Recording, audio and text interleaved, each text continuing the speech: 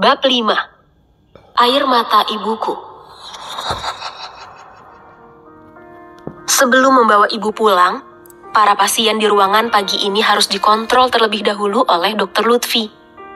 Sekarang masih jam 7 pagi, sekitar jam 8 nanti dokter baru masuk ke ruangan. Selamat pagi, Ibu Dijah. Bagaimana keadaannya, Bu? Sapa Dr. Lutfi ramah. Alhamdulillah baik, Dok. Jawab ibu ceria. Hari ini boleh pulang ya, Bu? Istirahat yang cukup ya, Bu? Jangan lupa, obatnya nanti rutin diminum ya. Ucap Dr. Lutfi. Iya, Dok. Terima kasih. Ucap ibu tersenyum. Setelah Dr. Lutfi keluar, aku pun memanggil perawat untuk mencabut infus ibu yang sudah hampir habis. Setelah itu aku mengurus administrasi biaya rumah sakit ibu. Menginap selama 1 minggu lumayan menguras isi kantong. Bagiku itu tak berarti apa-apa dibandingkan kesehatan ibu yang lebih utama. Melihat beliau sehat dan ceria seperti itu, aku sudah sangat bahagia. Ibu bisa jalan, Nak. Gak usah digendong. Emang ibu bayi? Ucap ibu disertai tawa. Tawa lucu ibu juga menular padaku, dan kami tertawa bersama-sama. Kudengar suara nafas ibu sepertinya lelah walaupun baru berjalan beberapa langkah. Tanpa bertanya, aku pun mengangkat tubuh beliau untuk kugendong. Ibu masih kuat, ibu bukan bayi. Ucap ibu tertawa lagi sambil mendongakkan wajahnya ke arahku. Gigi yang sudah tak tersisa lagi membuat ibu terlihat sangat lucu. Aku menggendong ibu sampai ke tepi jalan. Para pengunjung rumah sakit melihatku menggendong ibu, dan aku menjadi pusat perhatian mereka. Aku dan ibu menunggu taksi kosong yang lewat. Karena fokus melihat kendaraan yang lewat, aku jadi tak sadar jika mobil Dr. Lutfi berhenti di depan kami. Dr. Lutfi turun dari mobilnya dan membuka pintu untuk kami masuk. Maaf, Dok, kami merepotkan dokter. Ucapku. Nggak merepotkan kok. Kebetulan tadi saya mau keluar untuk sebuah urusan. Ucap Dr. Lutfi. Oh iya, ngomong-ngomong mau pulang kemana? Tanya Dr. Lutfi. Aku pun menyebutkan alamatku di Jakarta Utara. Aku sengaja turun di depan jalan karena memang mobil Dr. Lutfi tak bisa masuk sampai ke gang sempit rumah Bang Imran. Kenapa berhenti di sini? Biar saya antarkan sampai depan rumah. Ujar Dr. Lutfi menawarkan diri dan merasa heran ketika aku berhenti turun di toko kacamata. Terima kasih sebelumnya, Dok, dengan tulus hati mengantarkan kami. Mohon maaf mobil Pak Dokter tidak bisa masuk sampai ke gang sempit rumah kami. Kami bisa jalan kaki, Dok.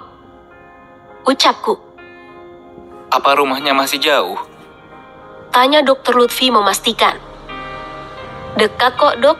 Tinggal beberapa langkah lagi masuk gang langsung sampai, Dok. Ucapku. Oh, baiklah kalau begitu. Mari. Ucap Dr. Lutfi pamit dan melajukan mobilnya. Aku pun menggendong ibu dengan menopang tubuh beliau dengan satu tangan. Sementara tangan satunya untuk mendorong koperku. Tak lama aku pun sampai di rumah Bang Imran. Aku mengetuk pintu rumah Bang Imran berulang kali, namun berjeda. Tak ada suara sahutan dari dalam rumah.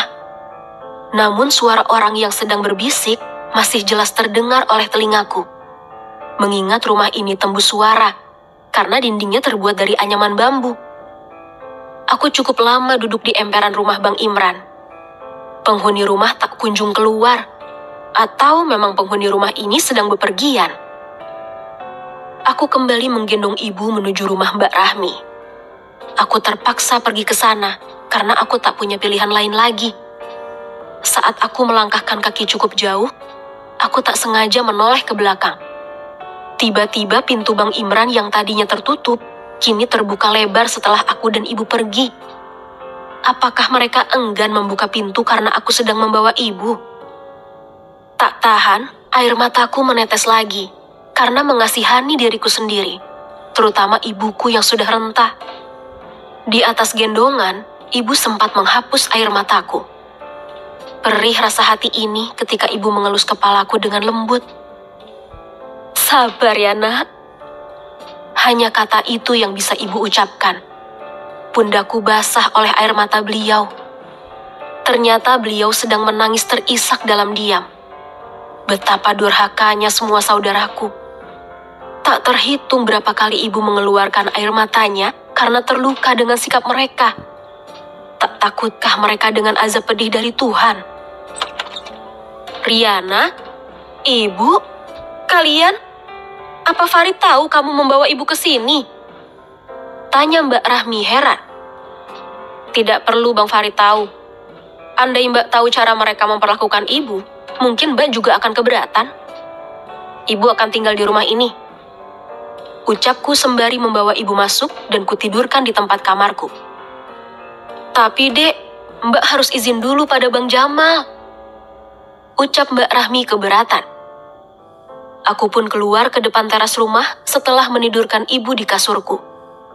Sengaja aku menuju teras agar ibu tak mendengar percakapanku dengan Mbak Rahmi. Kenapa harus izin?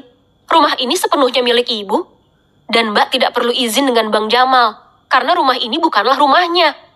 Bang Jamal dan Mbak di rumah ini hanyalah menumpang hidup. Ucapku tegas.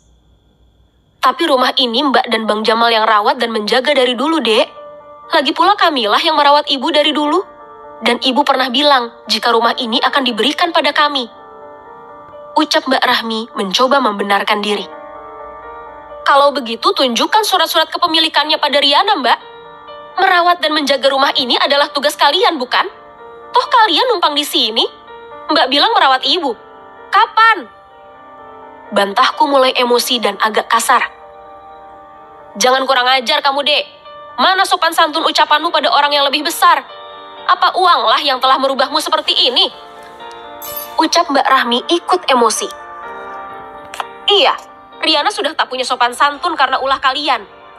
Di mana hati nurani kalian terhadap ibu? Apa perubahan kalian juga karena uang? Ucapku terbawa emosi.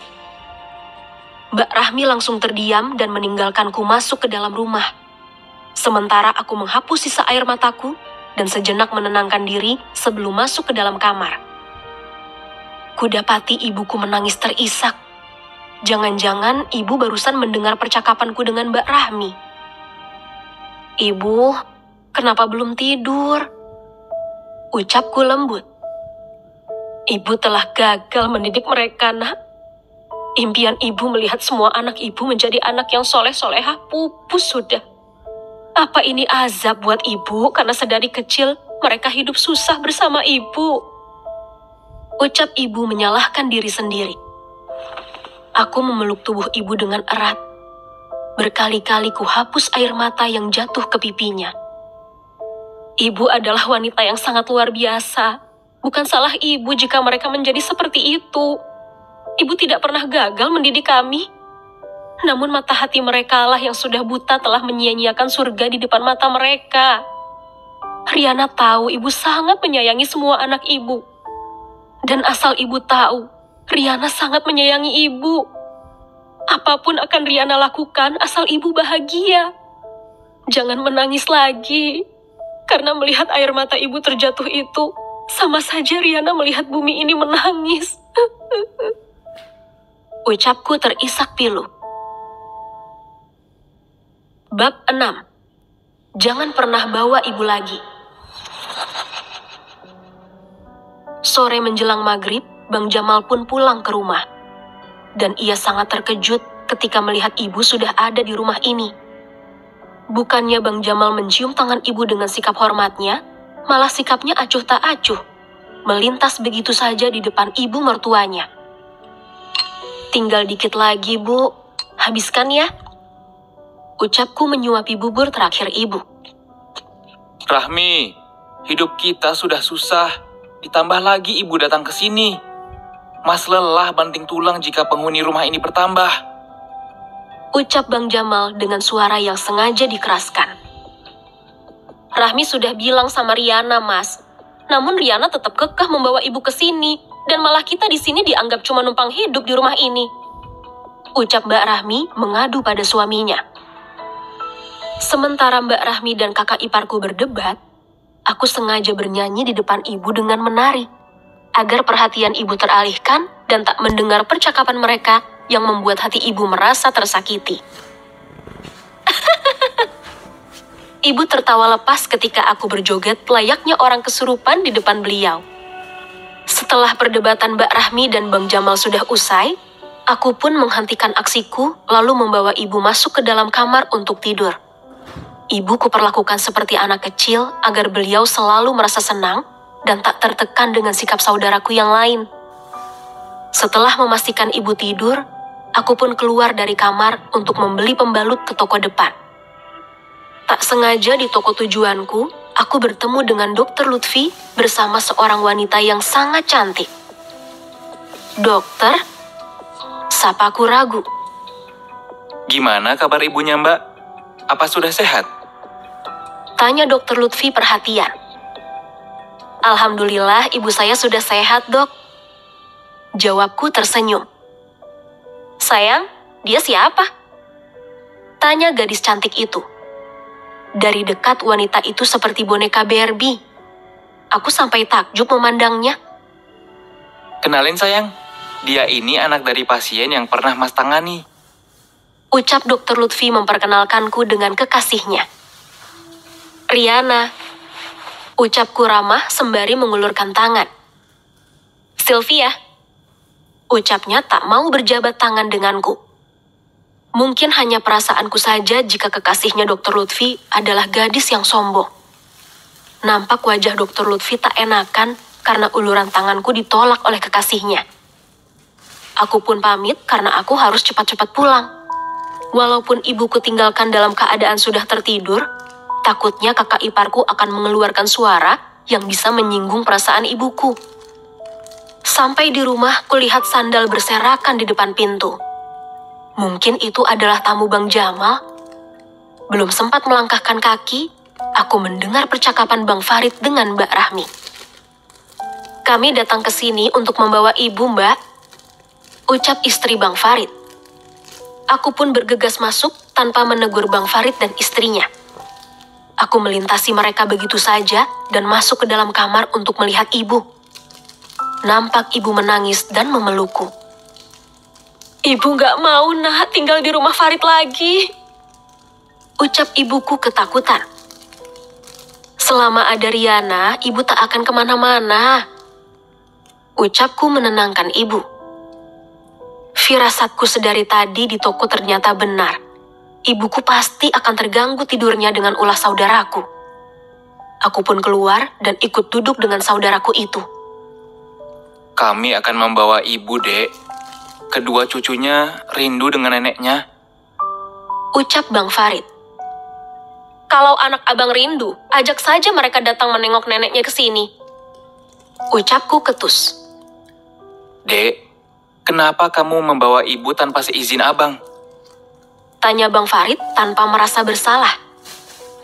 Anak mana yang akan tega melihat ibunya diperlakukan layaknya binatang? Andai Riana tak datang dan segera membawa ibu ke rumah sakit, mungkin nyawa ibu sudah tiada. Ucapku emosi. Dek, mengertilah. Abang saat itu keluar kota, dan kami meninggalkan ibu dalam keadaan sehat. Ucap Bang Farid menyangkal. Oh ya? Sehat? Benarkah? Kalian semua benar-benar anak durhaka. Selama Riana ada di samping ibu, tak akan ada yang bisa memperlakukan ibu lagi semena-mena. Jika itu terjadi, maka kalian harus berhadapan dengan Riana. Kuharap kalian mengerti. Ucapku tegas dan angkuh sembari meninggalkan mereka masuk ke dalam kamar. Tanpa peduli lagi, aku tidur di samping ibu sambil memeluknya. Entah, setelah itu apakah mereka masih berdebat di luar sana atau tidak, aku sudah tak peduli lagi. Rasa sopan santunku hilang begitu saja karena berhadapan dengan ulah mereka. Pagi ini aku menimba air di sumur belakang rumah. Terlebih dahulu aku memasak air untuk memandikan ibu dengan air hangat. Dek, minyak tanah sekarang mahal. Tolong kamu pergunakan minyak dengan hemat. Ucap Mbak Rahmi menyinggung perasaanku. Mbak tenang saja, nanti aku ganti minyak tanah yang aku pakai. Ucapku kesal. Saudara sulungku itu benar-benar keterlaluan. Selalu perhitungan jika menyangkut dengan keperluan ibu. Padahal jika suaminya meminta dibelikan rokok, Mbak Rahmi langsung menurut tanpa perhitungan seperti ini. Padahal uang untuk dibelikan rokok suaminya adalah hasil jerih payah Mbak Rahmi menjadi buruh cuci. Beruntung mereka tak mempunyai anak. Jika mereka mempunyai anak, mungkin semua para penagih hutang di kota ini akan datang ke rumah. Padahal hidup berdua. Entah apa yang membuat Mbak Rahmi dan Bang Jamal berhutang dengan koperasi keliling. Aku tak habis pikir dengan jalan pikiran mereka berdua. Aku pun memapah ibu berjalan ke kamar mandi dan segera kumandikan. Saat ku usap tubuh beliau dengan sabun, ibu tertawa karena geli. Tubuh kurus ibu saat pertama kulihat kini agak berisi dan segar. Aku sengaja membeli buah dan susu untuk dikonsumsi ibu setiap hari, agar tubuh beliau cepat pulih. Namun semua itu akan sia-sia kulakukan jika ibu tertekan. Sebisa mungkin, aku menjaga perasaan ibu dan melindungi ibu dari perkataan jahat saudaraku yang lainnya. Riana, di mana Fadil sekarang? Ibu ingin bertemu dengannya. Tiba-tiba ibu bertanya tentang Fadil, adikku. Aku mencari alasan dan jawaban yang tepat untuk ibu, agar tak menjadi beban pikiran untuk beliau. Fadil sudah bekerja sekarang, Bu. Fadil merantau ke Malaysia sama seperti halnya Riana waktu itu. Ucapku berbohong. Apa Fadil pernah berkabar? Tanya ibu lagi. Riana lupa. Nanti Riana bacakan surat Fadil usai ibu mandi ya. Janjiku terpaksa berbohong. Ibu pun kembali tersenyum. Sebelum ku bawa masuk ke dalam kamar, aku menjemur tubuh beliau di bawah terik matahari pagi, agar tubuh ibu terasa hangat.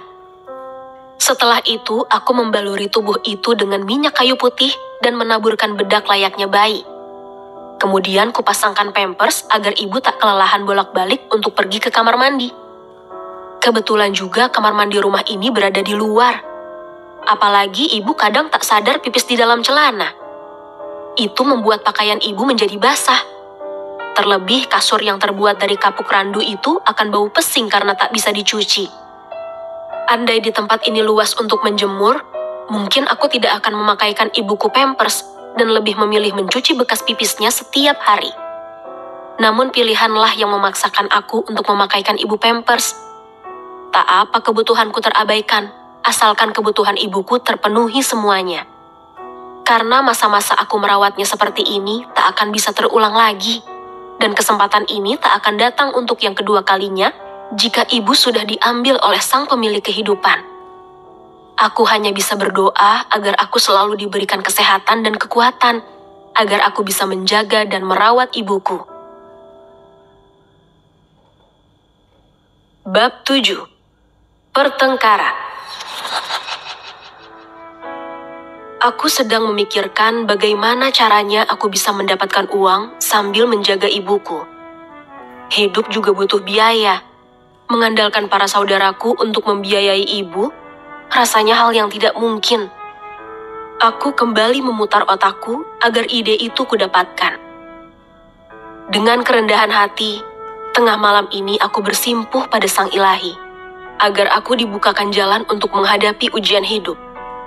Tak lupa aku mendoakan seluruh saudaraku agar Allah membukakan mata hati mereka. Saking sedang khusyuknya beribadah, aku tak sadar jika ibu juga ikut sholat malam bersamaku. Kulihat ibu menengadahkan tangannya ke atas, meminta pada Sang Kuasa. Aku tak tahu doa apa yang dipanjatkan oleh beliau. Tangis rintihan beliau ketika berdoa begitu memilukan dan menyayat hatiku. Aku lalu bersimpuh di kaki ibuku dan meminta maaf karena aku telah meninggalkan beliau selama 8 tahun. Bu, maafkan seluruh kesalahan Riana selama ini. Ucapku terisak di kaki ibu. Bangun, nak. Kamu tidak perlu seperti ini. Kamu adalah anak yang berbakti. Ucap ibu memeluk tubuhku. Kami berdua menangis dalam heningnya malam sambil bermunajat dalam hati kami masing-masing. Pagi pun tiba. Sebentar lagi aku akan memandikan ibu dengan air hangat. Sebelum itu, perut ibu harus diisi terlebih dahulu. Aku menuju dapur guna memasak bubur untuk ibu. Namun tak kudapati kompor berada di tempatnya. Aku keluar dan menanyakan pada Mbak Rahmi di mana kompor diletakkan. "Mbak, kompornya di mana? Kok nggak ada di dapur?" Tanyaku heran. Mbak Rahmi tak menjawabku dan malah melewatiku begitu saja. Aku mengekor mengikutinya kemana Mbak Rahmi melangkah. "Mbak, di mana kompornya? Riana mau masak bubur buat ibu." Tanyaku lagi. "Kalau nggak ada di tempatnya, ya beli dong," ucap Mbak Rahmi ketus. "Ada apa sih Mbak? Kok Mbak jawabnya gitu?" ucapku lembut. "Memang ada yang salah dari jawabanku? Kamu beli dong kompornya. Masa itu aja masih nebeng?" ucap Mbak Rahmi tega. "Mbak keterlaluan," ucapku meninggalkan Mbak Rahmi. Aku masuk ke dalam kamar dan menghitung uang yang tersisa di dalam dompet. Uangku tinggal 100.000 rupiah. Jika aku membelanjakan uang ini untuk membeli kompor, artinya aku tak bisa membeli popok untuk ibu nantinya. Aku menangisi diriku sendiri atas sikap kakak kandungku. "Nak, ibu sedang berpuasa. Tidak usah membuatkan ibu bubur," ucap ibu menghampiriku. Mendengar kata puasa, aku tak kuasa membendung air mataku. "Ibu," aku memanggil ibu dengan lirih dan menangis sesenggukan di pangkuannya. "Nak, orang sabar itu akan selalu menang. Ibu sangat bangga padamu. Tadinya ibu merasa gagal mendidik anak-anak ibu. Nyatanya kamulah yang membangkitkan semangat ibu untuk ingin hidup lebih lama lagi. Dulu ibu ingin Allah segera mencabut nyawa ibu secepatnya. Namun, sekarang kamulah alasan ibu untuk hidup," ucap ibu terisak. Aku segera menghapus air mataku dan bergegas keluar rumah guna membeli bubur di warung. Tak lama aku pun kembali dengan membawa 2 plastik bubur ayam. "Makanlah, Bu," ucapku pada ibu. "Ibu puasa, Nak," ucap ibu menolak. "Bagaimana ibu kuat berpuasa jika ibu tidak makan sahur?" ucapku sedih. "Ibu sudah terbiasa, Nak. Bahkan ibu pernah seharian penuh tidak makan sama sekali." Ucapan ibu kembali membuatku menangis. "Ayo Bu, jangan menolak rezeki. Riana sudah membeli bubur ini untuk ibu. Ibu akan berpuasa jika ibu makan sahur," ucapku memaksa. Akhirnya ibu mau makan juga. Aku tahu puasa adalah sebuah alasan agar ibu tak ingin aku memikirkan isi perut beliau. Saat menikmati sarapan bubur kami, tiba-tiba terdengar perdebatan Mbak Rahmi dan Bang Jamal. Mereka berdua bertengkar adu mulut hingga suaranya menimbulkan para tetangga berkerumun di depan rumah. Aku keluar dari kamar guna melerai pertengkaran mereka. "Mbak, Bang Jamal, ada apa sih? Malu sama tetangga. Jika kalian punya masalah, tolong selesaikan secara baik-baik. Jangan seperti ini. Kasihan ibu yang sudah tua harus melihat kalian tak akur," ucapku. "Jangan ikut campur kamu, Riana. Ini semua gara-gara kamu. Datang ke sini pakai bawa ibu segala. Padahal ibu di rumah Farid sudah hidup enak dan terjamin." Sarkas Mbak Ratna menyalahkanku. "Memangnya kenapa jika Riana membawa ibu ke sini? Toh ini rumah ibu, bukan rumah kalian. Lagi pula Riana tak pernah merepotkan kalian atau membebankan kalian selama ibu berada di sini," ucapku terpaksa melawan Mbak Rahmi. "Apa pernah Riana meminta uang pada Mbak ataupun kepada Bang Jamal? Dan apa pernah Mbak Rahmi ataupun Bang Jamal mau merawat ibu selama di sini? Tidak pernah kan? Suami kakak bekerja untuk keperluan kalian berdua, bukan untuk aku dan ibu. Di mana baktimu sebagai seorang anak, Mbak? Apa kalian lupa jika kalian numpang hidup di rumah ibu? Ucapku emosi. Jadi kamu berani mengusir kami, hah? Ucap Mbak Rahmi salah paham dan suaranya meninggi. Karena mendengar kami adu mulut, ibu pun terpaksa keluar dari dalam kamar dan berdiri di depan kami anaknya. Apa yang membuatmu keberatan ibu tinggal di sini, Rahmi? Tanya ibu pilu. Rahmi hanya mengkhawatirkan biaya pengobatan ibu jika ibu sakit nanti. Alasan Mbak Rahmi. Tidak perlu mengkhawatirkan ibu, karena selama ini ibu sudah terbiasa tidak diurus. Ucap ibu lembut, namun ucapannya sangat menyinggung saudaraku. Mbak Rahmi hanya terdiam dan menundukkan kepalanya karena malu. Bila kalian keberatan ibu tinggal di sini, kalian bisa pergi dari sini. Ini rumah ibu, dan ibu berhak menempati rumah peninggalan bapak kalian. Ucap ibu tegas. Kedua bola mata Mbak Rahmi dan Bang Jamal melotot mendengar ucapan ibu barusan. Dari wajah mereka seraya tak percaya jika ibu baru saja mengeluarkan ucapan yang mungkin belum pernah mereka dengar selama ini. Dengan spontan, Mbak Rahmi bersimpuh di kaki ibu untuk meminta maaf. Jangan usir kami, Bu. Di mana kami akan pergi jika kami meninggalkan rumah ini? Ratap Mbak Rahmi ketakutan. Ibu tidak pernah mengusir kalian, Nak. Ibu ingin kalian semua tetap mendampingi ibu sampai akhir hayat ibu. Apa salah jika ibu menginginkan belas kasih dari kalian, anak ibu? Runtuh sudah pertahanan ibu untuk tetap tegar. Ibu menangis terisak karena kecewa oleh ulah anak-anaknya. Sudah tak terhitung air mata ibu keluar karena menangisi ulah kalian semua. Apa Mbak tak pernah ingat dengan kasih sayang ibu saat Mbak kecil dulu? Bahkan rasa kasih sayang itu tak pernah berubah sampai detik ini.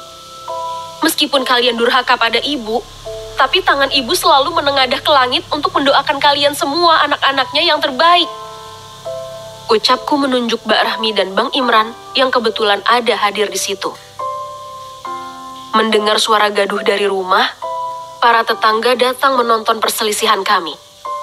Sampai kabar ini terdengar oleh Bang Imran. Dan Bang Imran akhirnya menampakkan wajahnya setelah sekian lama aku berada di rumah Mbak Rahmi. Bang Imran menunduk malu saat aku menunjuknya tadi bersama Mbak Rahmi. Sementara Bang Jamal hanya bisa berdiam diri tanpa mengeluarkan satu kata pun. Bab 8. Aku merasa curiga. Kini Bang Imran pagi buta sudah datang untuk menimba air buat ibu mandi. Sebelum berangkat kerja sebagai kuli bangunan, Bang Imran terlebih dahulu menimba air untuk ibu dan Mbak Rahmi yang setiap harinya memasak bubur untuk ibu sarapan pagi. Sudah seminggu ini perubahan itu muncul pada kedua saudaraku. Karena aku berpikir mereka sudah berubah, ini saatnya aku mencari pekerjaan yang dekat dengan rumah, agar aku bisa mempunyai waktu luang untuk sesekali melihat keadaan ibu. Kebetulan toko di depan membutuhkan karyawan untuk pelayan tokonya. Mbak, Riana ingin bekerja di toko depan. Kebetulan yang punya toko lagi mencari pelayan untuk tokonya. Izinku pada Mbak Rahmi. Enggak apa-apa, Dek. Jangan khawatir, ada Mbak yang menjaga ibu. Ucap Mbak Rahmi setuju dan meyakinkanku. Esok paginya aku pun mendatangi toko sembako tersebut. Toko yang diberi nama Harapan Bunda itu kini sudah mulai buka. Maaf Mbak, saya ingin melamar menjadi pelayan di toko ini. Apakah saya bisa bertemu dengan pemiliknya langsung? Ucapku pada pelayan toko itu. Mari masuk Mbak, bos saya ada di sana. Ucapnya menunjuk ke arah meja kasir. Maaf mengganggu Pak, saya ingin melamar di toko ini sebagai pelayan. Ucapku langsung ke intinya. Mau kerja sekarang atau besok? Ucap pemilik toko ramah. Bagaimana kalau besok saja, Pak? Ucapku. Boleh, boleh. Besok sebelum jam 7 pagi, kamu harus sudah standby di toko. Ucap Pak Kasmir pemilik toko. Tanpa syarat apapun, yang terpenting mau bekerja, aku resmi diterima. Bekerja dari jam 7 pagi sampai jam 5 sore, aku digaji sebesar Rp1.500.000. Gaji yang lumayan untuk keperluan 1 bulan. Apalagi jam waktu makan siang dan beristirahat setengah jam, bisa kugunakan untuk melihat keadaan ibu. Dengan melangkahkan kaki selama 5 menit, aku sudah sampai di rumah. Bagaimana, Nak? Apa kamu sudah diterima bekerja? Ucap ibu menantikanku pulang, duduk di lantai teras yang beralaskan tikar plastik. Alhamdulillah, Bu. Berkat doa ibu, Riana besok sudah mulai bekerja. Ucapku bersyukur sembari memeluk ibu. Wajah dan tubuh ibu kini sudah nampak berisi dan tak pucat lagi. Beliau bisa berjalan dengan tegap tanpa harus dibopong lagi. Aku melihat semangat ibu kembali lagi. Rupanya penyakit ibu datang bukan karena dari lelahnya fisik, melainkan batin ibulah yang selama ini sakit. Tak ada yang lebih membahagiakan dariku selain melihat ibu ceria dan sehat seperti sedia kala. Belum sempat aku mengganti baju, tiba-tiba ada 2 orang pria yang memantau keadaan rumah dan melihat keadaan rumah. Entah apa maksud dari kedua pria yang berpakaian rapi itu. Sudah pulang, Dek. Syukurlah. Mbak izin keluar sebentar ya. Ada urusan yang Mbak harus selesaikan. Ucap Mbak Rahmi yang sudah berpakaian rapi. Tak biasanya Mbak Rahmi terlihat sangat ceria seperti itu. Ada yang mengganjal di hati ini, namun kuhempaskan pikiran negatifku. Dengan menjinjing tas hitam, entah apa yang ada di dalamnya. Aku pun tak tahu dan merasa tidak enak untuk bertanya pada Mbak Rahmi. Bu, bagaimana keadaan ibu? Apa hari ini ada kelakuan dari Mbak Rahmi yang membuat ibu sedih? Tanyaku pada ibu. Rahmi sudah berubah, Nak. Malahan tadi membelikanku sebuah daster. Ini yang ibu pakaikan sekarang. Ucap ibu bahagia. Aku sangat bersyukur. Akhirnya perhatian Mbak Rahmi kepada ibu bukan sekedar di mulut saja, melainkan juga langsung dipraktekkan. Tak lama, Mbak Rahmi pun pulang bersama Bang Jamal dan Bang Imran. Mereka sepertinya janjian dan akan bertemu dengan seseorang. Entahlah, aku tak tahu. Perasaanku semakin tak enak, namun aku tak tahu mengapa. Aku merasa curiga dengan kedua kakakku dan kakak iparku itu. Semoga saja mereka tak melakukan sesuatu yang akan merugikan aku dan ibu atau perbuatan buruk lainnya. Sebelum aku pergi bekerja, terlebih dahulu aku memastikan makan serta air mandi ibu yang sudah disiapkan oleh kedua saudaraku. Bak mandi ibu sudah diisi dengan air oleh Bang Imran pagi buta tadi. Sementara bubur ibu masih berada di atas api dan sebentar lagi akan matang. Aku pun mengambil handuk guna mengguyur tubuhku di pagi hari untuk persiapanku bekerja di hari pertama. Setelah mandi, aku berganti pakaian dan sarapan terlebih dahulu bersama ibu. Beruntung Mbak Rahmi sedari subuh sudah memasakkan makanan untuk kami. Mbak Rahmi begitu drastis berubah. Tak ada lagi kata kasar yang kudengar dari mulutnya. Begitu juga dengan suaminya Bang Jamal. Sampai di tempat pekerjaan, aku pun memulainya dengan melayani pembeli, kemudian barang yang sudah dipilih dan dibayar kumasukkan ke dalam kardus. Hari pertama bekerja memang begitu melelahkan. Kuusap seluruh keringatku yang bercucuran di dahi. Kamu gigih juga ya, Riana? Puji Wina yang menjadi pelayan toko sama sepertiku. Aku hanya menanggapi pujian Wina dengan tersenyum. Waktu makan siang pun tiba. Sebungkus nasi kotak pun diberikan kepada pekerja toko sebagai pengisi perut istirahat siang. Aku izin kepada Pak Kasmir untuk pulang ke rumah menjenguk ibu. Nasi kotak yang dibagikan oleh Pak Kasmir kepada karyawannya sengaja tak kumakan di sana. Mengingat aku ingin memakan nasi kotak itu bersama ibu. Sesampainya di rumah, dua pria kemarin datang ke rumah. Saat aku datang, wajah Mbak Mary terlihat sangat ketakutan. Begitu juga dengan Bang Jamal dan Bang Imran yang kebetulan ada di situ. "Kok kamu cepat pulang, Rin?" tanya Mbak Rahmi. "Riana hanya pulang jam istirahat, Mbak. Sebentar lagi Riana kembali bekerja," jawabku sambil membuka kotak nasi. "Makanlah, Bu. Ini nasi yang dibagikan Bos Riana pada karyawannya," ucapku. "Kamu makan saja, Nak. Tadi Ibu sudah kenyang. Ibu dibelikan lauk oleh Imran. Barusan kami selesai makan siang. Andai Ibu tahu kamu pulang, Ibu pasti menunggumu untuk makan bersama," ucap Ibu. "Bu, siapa tamu yang ada di luar?" tanyaku ingin tahu. "Oh, itu. Ibu kurang tahu.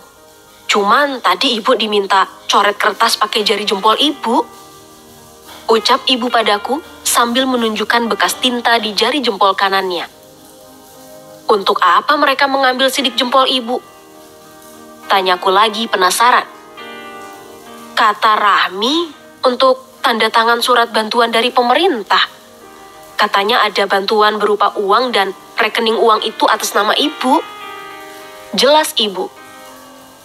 Entahlah, mengapa perasaanku sedari tadi merasa tak enak. Seolah akan ada kejadian yang buruk menimpaku dengan Ibu. Kuhabiskan nasi kotak itu sendirian. Usai itu, aku mengambil wudhu dan bersiap untuk sholat zuhur. Aku pun kembali ke tempat kerja meninggalkan Ibu. Setelah keluar dari dapur, kulihat kedua pria yang berpakaian rapi tadi sudah tak ada. Hanya meninggalkan Mbak Rahmi seorang. Kata Mbak Rahmi, Bang Jamal dan Bang Imran sudah berangkat bekerja kembali. Mereka pulang hanya untuk menjadi saksi atas bantuan dari pemerintah. Aku pun tak bertanya lagi, mengingat Mbak Rahmi sekarang ini sudah berubah drastis. Bab 9. Ujian datang lagi. "Bagaimana keadaan ibumu?" tanya Pak Kasmir. "Alhamdulillah sehat, Pak," jawabku. Pak Kasmir selalu menanyakan keadaan karyawan dan keluarga karyawannya. Kami di sini bukan hanya sebagai pekerja saja di toko beliau, melainkan kami juga dianggap sebagai keluarga. Pak Kasmir adalah bos yang baik untuk para karyawannya. Pantasan saja para karyawan di sini ada yang sudah sampai belasan tahun bekerja. Dan aku adalah salah satu dari karyawan yang beruntung itu. Zaman sekarang sulit sekali mendapatkan bos yang baik hati seperti Pak Kasmir. "Riana, kamu tahu nggak kalau Bagas anak bos kita selalu curi-curi pandang padamu?" ucap Wina temanku. "Itu cuma perasaanmu saja, Win. Lagi pula di sini aku datang untuk bekerja dan bukan untuk datang menggoda siapapun," ucapku biasa saja. "Kamu tahu nggak, April itu juga suka dari dulu sama Bagas. Tapi kayaknya Bagas cuek aja tuh. Walaupun April sering kasih perhatian pada Bagas," ucap Wina. April adalah petugas kasir di toko Harapan Bunda. Gayanya yang elit dan judes membuatku malas untuk berteman dengannya. Karena waktu itu aku pernah mengajaknya untuk berkenalan dan berusaha akrab. Namun April terkesan memilih teman. Jujur, aku tak tertarik sama sekali dengan urusan lelaki dan perasaan. Hatiku untuk saat ini hanyalah untuk ibu seorang. Aku tak tahu sampai kapan hati ini bisa merasakan yang namanya jatuh cinta. Karena merasa tak dihiraukan bercerita, Wina akhirnya sebel dan meninggalkanku mengatur barang yang berantakan di belakang. Jarum jam pun beralih ke angka 5. Tandanya waktu kami untuk berhenti bekerja dan menutup toko. Peluh lelah hari ini sungguh nikmat, karena aku bahagia bisa bekerja sambil menengok ibuku. Sesampainya di rumah, aku melihat ibuku sedang duduk sambil menjahit rokku yang robek waktu itu. Aku tersenyum melihat ibuku yang baik-baik saja. "Ibu kenapa repot-repot menjahit rok Riana? Riana bisa jahit sendiri," ucapku menyapa ibu. Ibu nggak ada kerjaan. Kebetulan tadi ibu lihat rok kamu sudah sobek. Ibu langsung menjahitnya. Ucap ibuku senang. Aku pun pamit untuk mandi sore dan berganti pakaian. Setelah badan ini segar, aku langsung menghampiri ibu yang sudah selesai menjahit rokku. Bu, Mbak Rahmi kemana? Tanyaku. Mbakmu itu sedari tadi siang pergi. Sampai sekarang belum pulang. Jawab ibu. Loh, bukannya tadi siang Mbak Rahmi ada di rumah, Bu? Ucapku heran. Iya, tadi pas kamu balik kerja, Rahmi langsung pamit sama ibu untuk pergi keluar sebentar. Namun sampai saat ini belum pulang juga. Jelas ibu khawatir. Kemana Mbak Rahmi pergi? Dan apa urusan kakakku itu keluar rumah? Dari kemarin gelagatnya sangat mencurigakan. Bu, Riana tinggal sebentar ke rumah Bang Imran ya. Izinku pada ibu. Pergilah, jangan lama-lama. Ibu kesepian di rumah sendiri. Ucap ibu. Apa ibu mau ikut? Riana akan gendong ibu. Ucapku menawarkan. Riana, memang ibumu bayi pakai digendong. Pergilah cepat, ntar keburu maghrib. Ucap ibu terkekeh. Aku pun pergi ke rumah Bang Imran. Sampai di sana pintu Bang Imran tertutup dan dikunci. Aku bertanya di mana kakak iparku Yuli dan kedua keponakanku Rizka dan Rizky pada tetangga. Namun mereka bilang penghuni rumah ini sudah pindah semenjak tadi siang. Dan rumah ini sudah disita oleh rentenir. Aku sangat terkejut mendengar penjelasan tetangga Bang Imran. Mengapa tadi siang Bang Imran hanya terdiam saja dan tak bercerita apa-apa? Atau mungkin Bang Imran sengaja tak menceritakan padaku tentang kesusahannya agar ibu tak tahu. Dan ibu takutnya akan kefikiran. Aku pulang dengan sangat lesu. Baru saja abangku menjalin keakraban dan ingin berbakti pada ibu, kini harus pergi lagi entah kemana. Aku hanya menunggu kepulangan Bang Jamal dan Mbak Rahmi dan menanyakan keberadaan Bang Imran. Menjelang maghrib, Mbak Rahmi pun pulang bersama Bang Jamal. Mbak dari mana saja? Kenapa ibu ditinggalin sendirian? Tanyaku. Mbak tadi ada urusan di luar yang harus Mbak selesaikan. Jawaban Mbak Rahmi sama dengan jawabannya tadi pagi ketika ku tanya. Ada apa dengan saudara sulungku ini? Apa yang terjadi sebenarnya hingga Mbak Rahmi enggan bercerita padaku? Usai sholat maghrib, aku pun menghampiri Mbak Rahmi yang duduk di ruang tengah sembari melipat pakaian. Mbak mau kemana? Kok pakaian yang ada di lemari Mbak masukin ke kardus? Ucapku curiga. Mbak hanya memisahkan pakaian yang sudah tak layak pakai. Lemari Mbak penuh. Jawabnya. Jawaban Mbak Rahmi seolah tak sinkron dengan apa yang aku lihat. Semua baju yang bagus-bagus dimasukkan ke dalam kardus. Sementara baju yang robek dan tak layak pakai dimasukkan ke dalam lemari. Mbak tahu tidak kalau Bang Imran sudah pindah? Ucapku. Mbak Rahmi sesaat menghentikan tangannya melipat baju lalu memandangku. Jangan keras-keras, nanti didengar oleh ibu. Ucap Mbak Rahmi mengacungkan jari telunjuk ke mulutnya. Imran itu banyak hutang. Makanya rumah yang ditinggalinya saat ini diambil oleh rentenir. Jelas Mbak Rahmi. Kok sampai banyak hutang sih Mbak? Kan Bang Imran bekerja setiap harinya. Ucapku heran. Si Yuli, istrinya itu gaya hidupnya selangit. Selalu saja menuntut suaminya untuk membeli sesuatu yang dia inginkan. Jika tidak tercapai, maka cerailah yang ia minta dari suaminya. Jelas Mbak Rahmi. Terus Bang Imran sekarang pindah kemana Mbak? Tanyaku lagi. Imran pindah ke rumah mertuanya. Tadi siang itu makanya Mbak lama pulang karena mengantarkan Imran ke sana. Jelas Mbak Rahmi dengan suara yang pelan. Kasihan juga nasib Bang Imran. Walau bagaimanapun, Bang Imran adalah tetap saudaraku. Tak terasa bulir bening menetes di pipiku menangisi saudaraku itu. Andai aku punya kemampuan, aku pasti akan membantu saudaraku terbebas dari hutang piutang. Saat kami sedang membicarakan Bang Imran, tiba-tiba pintu diketuk oleh seseorang. Aku bangkit dan bergegas keluar rumah. Maaf mbak, mengganggu malam-malam. Apa benar ini rumah keluarganya Fadil? Tanya bapak itu memastikan. Benar pak, saya kakaknya. Jawabku mulai khawatir. Jo, bawa ke sini. Panggil bapak itu kepada seseorang. Kulihat Fadil dibopong oleh orang itu dan membawanya sampai di depan pintu. Ya Allah, Dek, apa yang terjadi? Ucapku terkejut melihat darah bercucuran dari kening Fadil. Wajahnya bonyok dan lebam akibat pukulan. Adik mbak tadi dikeroyok oleh pemuda yang berada di warnet. Kami segera melerai dan membawanya ke sini. Ucap bapak itu.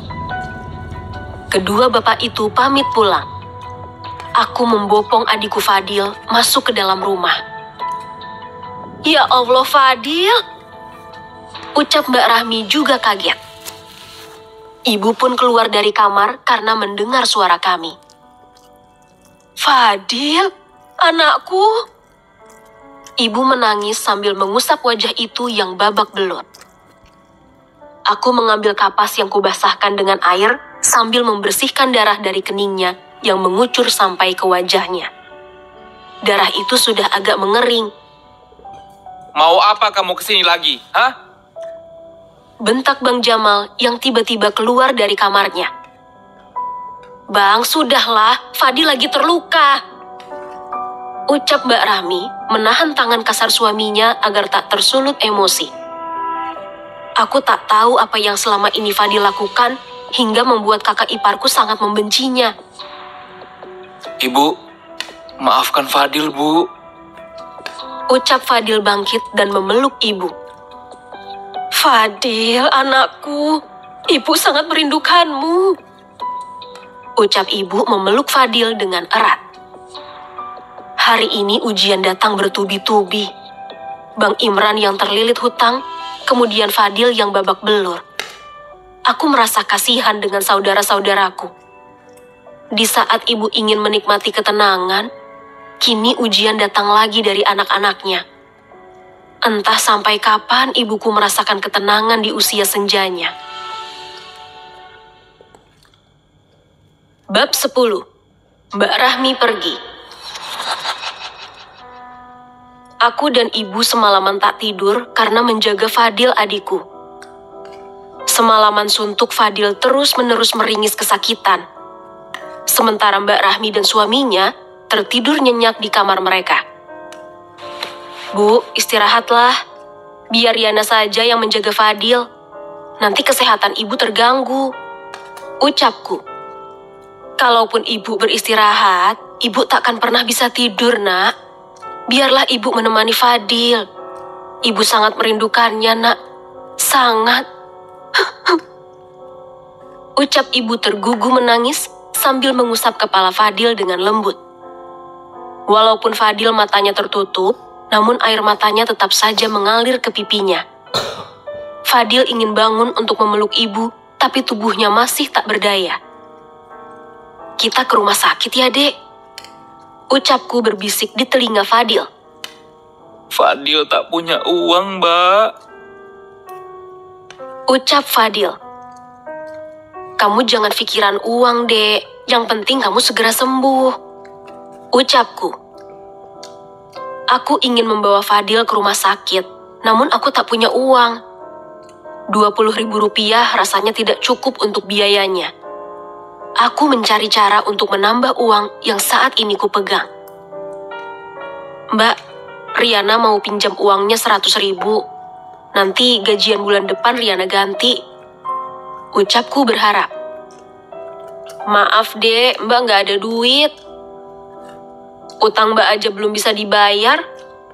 Ucap Mbak Rahmi.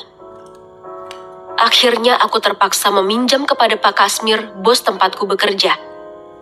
Aku tak punya pilihan lain saat ini selain kepada beliau. Pak, maafkan saya sebelumnya jika saya terlalu lancang. Saya tak punya pilihan lain dan terpaksa datang pada Bapak.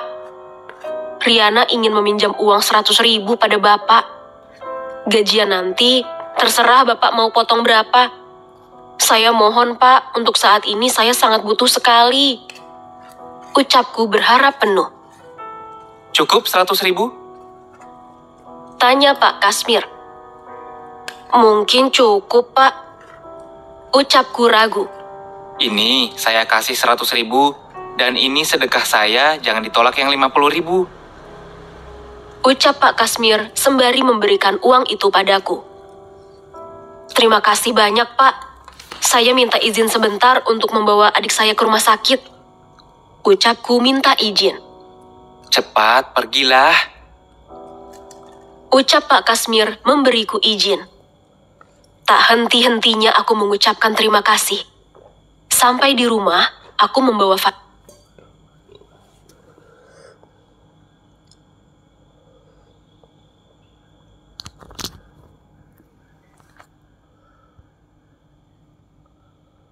Fadil kit. Luka di kening Fadil terpaksa dijahit sekitar 10 jahitan karena lukanya terlalu dalam. Ada 4 macam obat ya Mbak, seluruhnya 250.000 dengan biaya jahit luka.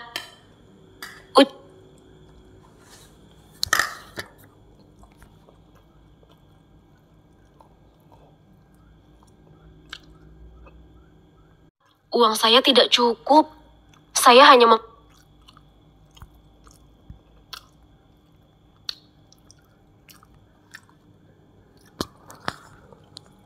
50.000 saja.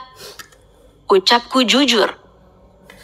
Kalau begitu, untuk jahitan luka saja dibayar Mbak, karena Mbak tidak menggunakan BPJS. Ucap perawat itu. Jika aku tak memberi obat kepada Fadil, pasti dia akan lama sembuh dan tak bisa tidur seperti tadi malam. Akhirnya aku putuskan untuk membawa Fadil pulang ke rumah dan mencari pinjaman lagi. Sampai di rumah, kulihat semua barang Mbak Rahmi ada di luar. Mbak, ada apa ini? Ucapku pada Mbak Rahmi. Maaf dek, Mbak dan Bang Jamal sudah memutuskan untuk pergi. Kami ingin mengekos saja. Ucap Mbak Rahmi santai. Tapi kenapa Mbak? Apa Mbak tidak betah tinggal di sini? Tanyaku bingung.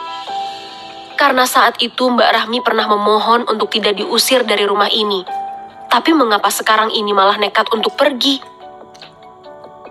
Aku tak mau bertengkar terus dengan suamiku, Riana. Dengan ada Fadil di sini, Bang Jamal sangat keberatan. Jelas Mbak Rahmi. Kulihat ibu menangis duduk di teras rumah. Sementara Fadil menunduk malu dan ikut bersedih. Biar Fadil yang pergi dari sini, Mbak Rahmi. Ucap Fadil mulai melangkahkan kaki. Ibu yang tadi duduk menyaksikan barang Mbak Rahmi dikeluarkan, kini berlari mengejar Fadil. Fadil, jangan pergi nak. Ibu baru saja bahagia bertemu denganmu. Jangan pergi lagi. Ucap ibu memohon. Fadil pun menghentikan langkahnya. Sementara itu, Mbak Rahmi tetap kekeh ingin pindah bersama Bang Jamal. Semua barang-barangnya tak tersisa sama sekali dibawa pergi. Tanpa pamit, Mbak Rahmi dengan angkuh melangkahkan kaki dari rumah. Fadil menangis memeluk dan mencium kaki ibu. Maafkan Fadil, Bu. Gara-gara Fadil, Mbak Rahmi jadi pergi dari sini. Melihat Fadil menyesali dirinya sendiri, hatiku sangat teriris. Terlebih aku melihat air mata kesedihan ibu. Biarlah mereka pergi, Dek. Mereka berhak menentukan pilihan hidup mereka. Kamu tak perlu menyesal. Yang terpenting, tetaplah berada di samping ibu. Beliau sudah senja, jangan tinggalkan ibu lagi. Setiap detik ibu selalu memikirkan keadaanmu. Sampai-sampai Mbak berbohong pada ibu jika kamu sudah berangkat merantau ke Malaysia. Ucapku terisak. Berulang kali Fadil mencium pipi dan tangan ibu. Dan kini ia meringis kesakitan karena tak minum obat. Aku hampir lupa mencari pinjaman untuk menebus obat Fadil di rumah sakit. Mbak akan pergi mengambil obatmu sebentar, Dek. Kamu diamlah bersama ibu di rumah. Ucapku. Mbak, rasa nyeri ini akan hilang dengan sendirinya. Mbak tak usah menebus obat itu. Fadil tahu, Mbak, jika uang Mbak tadi tak cukup, Fadil akan sembuh. Percayalah. Ucap Fadil. Aku tak mendengar ucapan Fadil dan tetap melangkah. Namun tiba-tiba Fadil mencekal tanganku. Mbak, jangan fikirkan obat Fadil. Fikirkan makanan ibu nanti siang. Gunakan sisa uang itu untuk membeli makanan beliau. Fadil yakin semua barang di dapur pasti Mbak Rahmi sudah membawanya. Jelas Fadil. Aku pun berpikir sejenak. Fadil ada benarnya juga. Aku pun masuk melihat keadaan dalam rumah. Ternyata yang dikatakan Fadil benar adanya. Dari kompor, bahkan beras dan bahan dapur lainnya telah dibawa ke atas mobil pick-up oleh Mbak Rahmi. Apakah Mbak Rahmi tak memikirkan ibu kita? Rupanya perubahan Mbak Rahmi hanya ditunjukkan sesaat saja. Dengan sisa uang 30.000, aku membeli bubur ayam ibu yang ada di depan seharga 10.000. Sementara untukku dan Fadil, hanya membeli nasi bungkus yang 5.000-an. Sisa yang 10.000, ku belikan obat anti nyeri di apotik untuk Fadil. Aku pulang membawakan nasi bungkus itu pas waktunya makan siang. Kami makan bersama dengan penuh rasa syukur. Ibu menyuapi bubur ke mulut Fadil dengan linangan air mata. Ibu makan saja. Habiskan buburnya. Ucap Fadil terharu. Ibu belum tentu bisa menyuapi nasi ini ke mulutmu, Nak. Mungkin esok atau lusa ibu sudah tiada. Ucapan ibu membuat aku dan Fadil spontan memeluk ibu dan menangis tergugu. Jangan tinggalkan Fadil, Bu. Biarkan Fadil berbakti dulu pada ibu. Ucap Fadil berharap dan memohon. Nasi yang kami makan terasa kenyang di perut kami, walau belum habis. Sampai kapan air mata ibuku akan menangis di atas penderitaan? Aku ingin melihat ibuku menangis bahagia sebelum akhir hayatnya.